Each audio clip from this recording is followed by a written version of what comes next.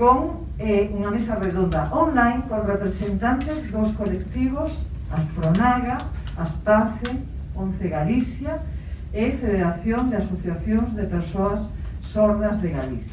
Continuaremos co documental O principio do fin das armas nucleares, que conta con audiodescripción, con lengua de signos e con subtitulado para persoas sordas.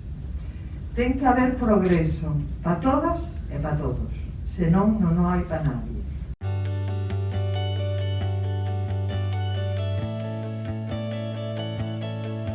Lo mismo como empezó todo a como estamos ahora. Antiguamente las personas sordas tenían muy difícil acceder a la cultura en general. Yo soy una persona sorda, me crié con todas estas barreras. Pero también somos personas que reivindicamos tener oportunidades de derechos, de que nos llamen, de que se acuerden de que un fin de semana pues hay cosas en Coruña, también las queremos ver. Yo lo que creo es que sí podemos ser una herramienta necesaria para la inclusión, y la inclusión es en el menor tiempo posible, da igual que sea a los 16, que a los 18, que a los 20, pero ir, digamos, como desapareciendo, siendo sustituidos por otros apoyos.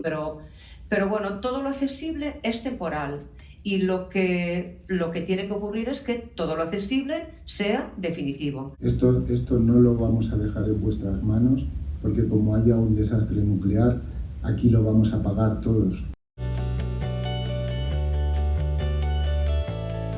Y que se erradicaran las armas nucleares, lo mismo que están erradicadas las químicas y las bacteriológicas.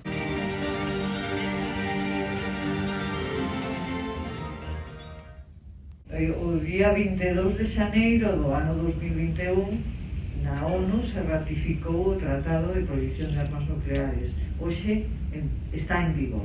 Agora é convencer os outros países a que o ratifiquen. Invitamos a todas e todos que queirades botar unha man, sí, necesitamos mans, necesitamos ideas, necesitamos inspiración, necesitamos o que cada un pode aportar.